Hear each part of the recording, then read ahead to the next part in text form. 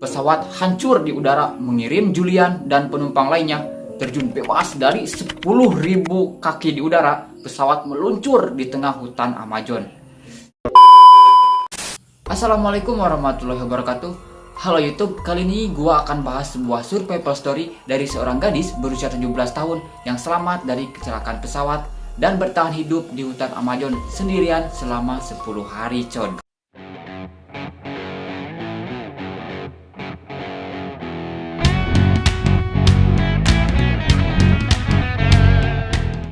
Oke, sebelum ke ceritanya, seperti biasa gue bakalan ceritakan dulu profilnya.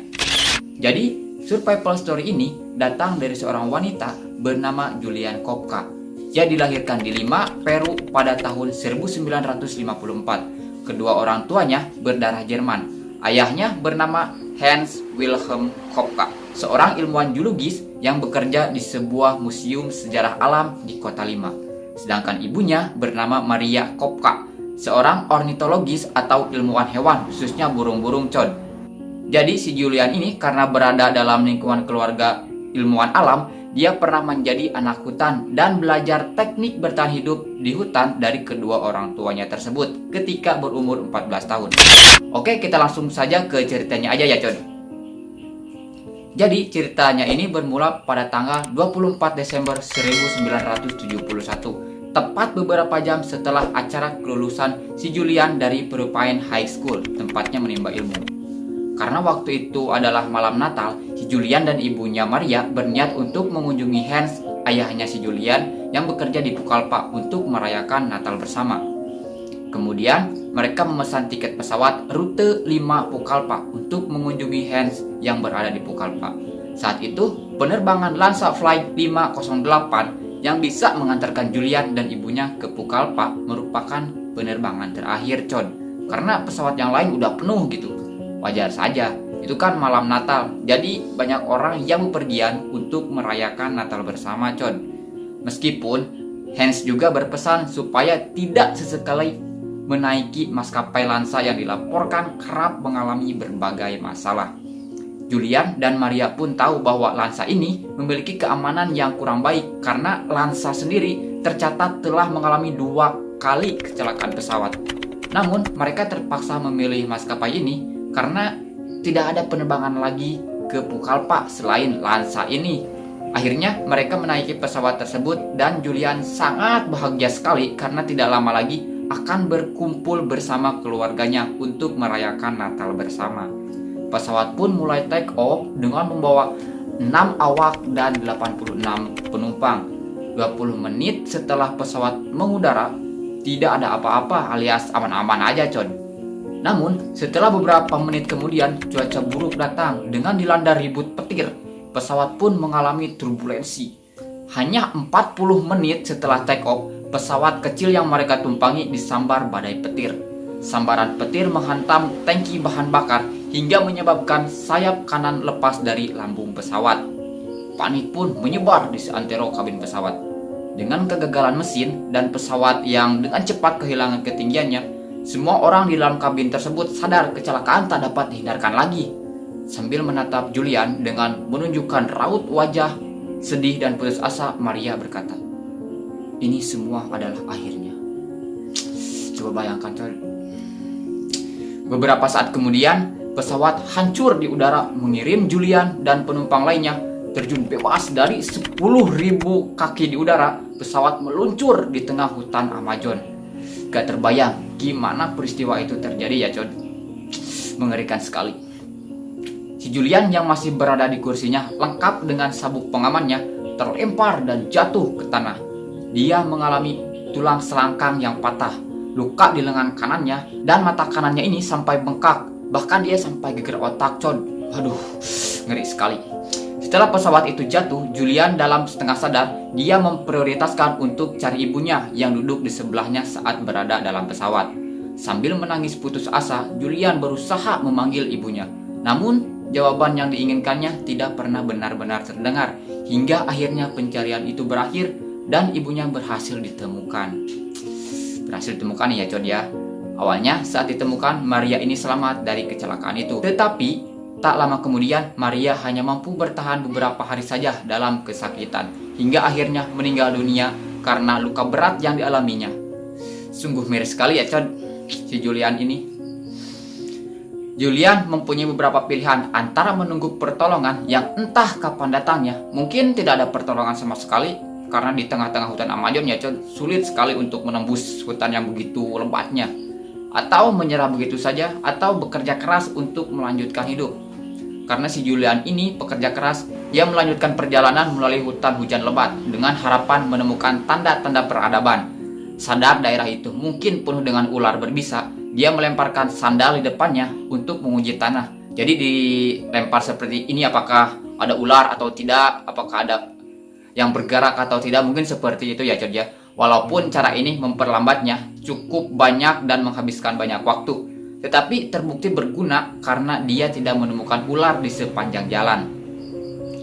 Tiba saat perutnya merasa kelaparan, Julian berusaha mengais apapun yang dapat mendukung keselamatannya saat itu. Berusaha mencari air, makanan, hingga akhirnya Julian menemukan sekantung permen di antara sisa-sisa bangkai pesawat. Dengan sigap ia langsung memakan permen tersebut, dan untuk menghilangkan rasa dahaganya, yaitu dengan menjilat embun pada daun. Mungkin seperti air dalam daun itu gimana sih, air embun sedikit sekali ya Con. Kemudian dia melanjutkan perjalanannya dengan mata rabunnya, ditambah lagi ia kehilangan kacamatanya, jadi mempersulit baginya untuk melihat kemana dia pergi. Lalu Julian memberanikan dirinya sendiri untuk menembus belantara hutan Amazon. Dengan semangat membaranya untuk keluar dari hutan dan mencari pertolongan, membawa dirinya ke sebuah sungai kecil. Dia mengarungi aliran air setinggi lutut, berbekal pelajaran bertahan hidup yang didapatkan dari orang tua. Salah satu nasihat dari ayahnya yang ia ingat yaitu, jika tersesat maka ikutilah aliran sungai setempat, karena itu akan membawa kepada daerah yang lebih luas di mana pertolongan dapat ditemukan. Namun, Julian benar-benar mengalami hal yang serupa bahayanya melalui banyaknya gigitan serangga yang menghinggapinya. Beberapa hari setelah kecelakaan, Julian mendapati dirinya penuh dengan gigitan serangga, mulai dari semut, lebah, kumbang, hingga lalat. Luka yang ditimbulkan sangat buruk, hingga Julian mengalami infeksi parah.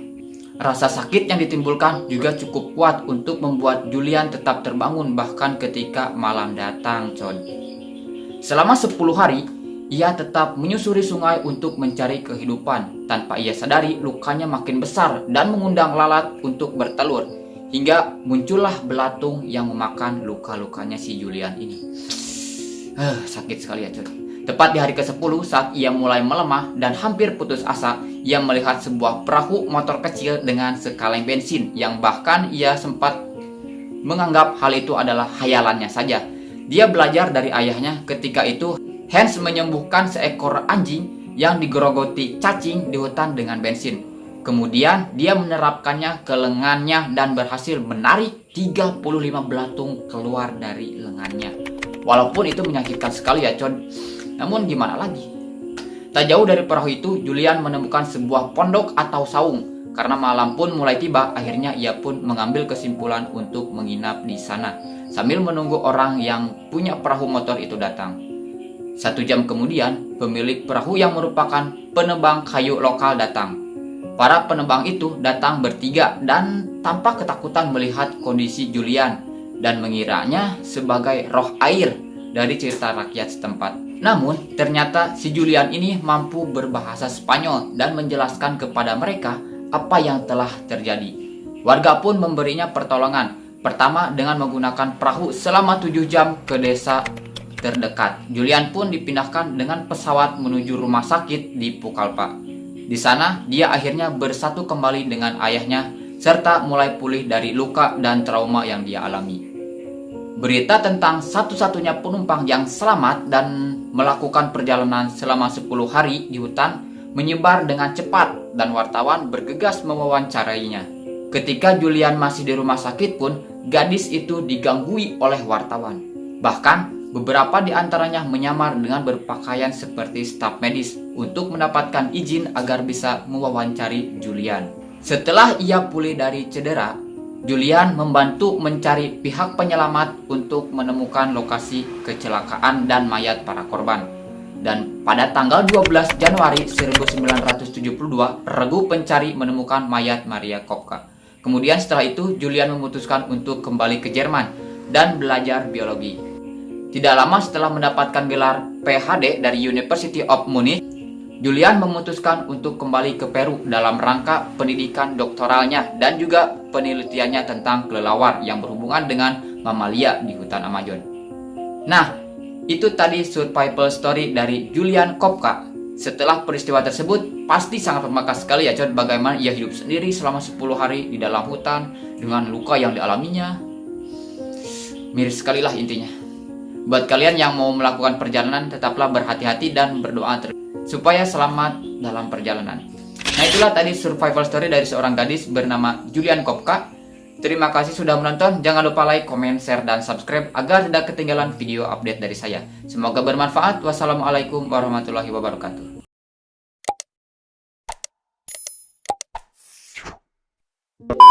Mempunyai berbahasa